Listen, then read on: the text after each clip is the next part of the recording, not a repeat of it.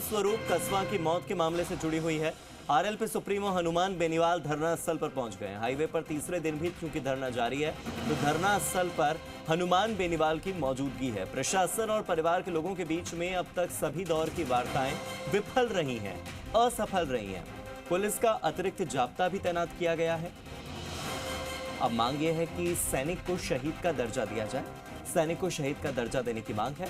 धरनास्थल पर विधायक सुशीला डूडी, राजेंद्र मुंड, अतुल डूडी और पूर्व विधायक मंगलाराम गोदारा समेत कई ऐसे नेता हैं जो मौजूद हैं।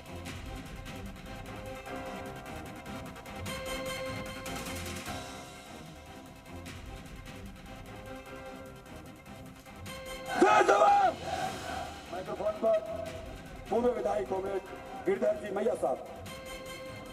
तो धरना स्थल की तस्वीरें आप देख लीजिए, वहां पर हो रही नारेबाजी भी आप सुन लीजिए। बीकानेर की ये तस्वीरें हम आपको दिखा रहे हैं। सैनिक राम स्वरूप कस्बा की मौत का ये मामला है और धरना लगातार जारी है। आरएलपी सुप्रीमो हनुमान बेनीवाल धरना स्थल पर पहुंच गए हैं। रौनक व्यास मेरे सहयोगी जुड़ गए फोन लाइन पर। रौनक, 3 दिन से धरना जारी और आज हनुमान बेनीवाल की मौजूदगी, किस तरह से ये पूरा मुद्दा अब राजनीतिकरण की भेंट चढ़ता जा रहा है, ये थोड़ा समझा दीजिए। जी बिल्कुल, देखिए हार्दिक जानकारी दे दूं, 24 तारीख को खबर आती है कि सैनिक है रामस्वरूप कस्बा, उनकी मौत होती है और मौत की खबर के बाद देखिए लोगों में यहाँ पर कहीं ना कहीं जो परिजन है और उसके साथ साथ स्थानीय लोगों में एक चूंकि जवान की मौत के साथ दुख की खबर आती है, लेकिन उसके बाद जिस तरह से पूरा घटनाक्रम बदला है वो कहीं ना कहीं सबके सामने।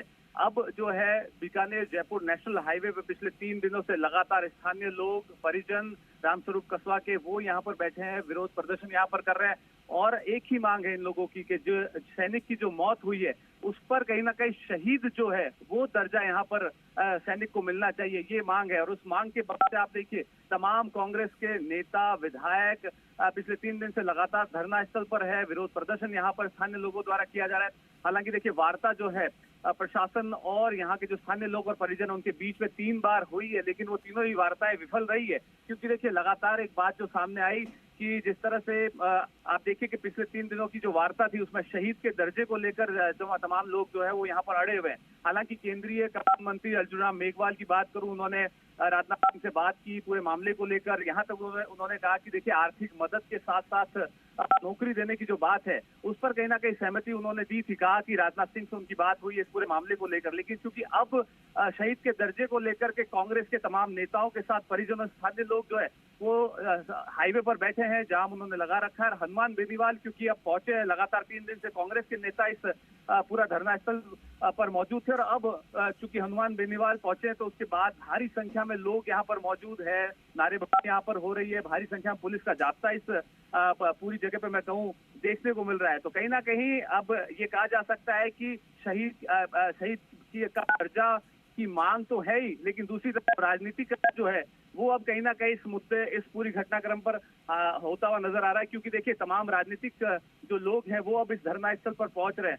अब ये कहा जा रहा है कि क्योंकि हनुमान बेनीवाल पहुंचे हैं, प्रशासन के अधिकारी और उनसे वार्ता की बात जो है फिर से सामने निकल करके आ रही है। अब देखना होगा कि आखिर आज इस रौनक, ये मामला अटक कहां पर रहा है? अगर कोई मांग उठ रही है सैनिक के परिवार की ओर से तो फिर प्रशासन क्यों उनकी बात नहीं मान पा रहा? पेच कहां फंस रहा है? बिल्कुल, देखिए इस पूरे घटनाक्रम में पेच यहाँ फंसता हुआ नजर आ रहा है कि सैनिक जिसकी मौत हुई है रामस्वरूप की, उसके बाद से आप देखिए विरोध प्रदर्शन हुआ, शहीद का दर्जा देने की मांग है। दूसरी तरफ सेना की तरफ से कोई बयान जारी नहीं हुआ है। उससे पहले सैनिक कल्याण बोर्ड ने जिस तरह से इस मामले में अपना बात रखी है उस पर कहीं ना कहीं नाराजगी पूरे परिवार की है।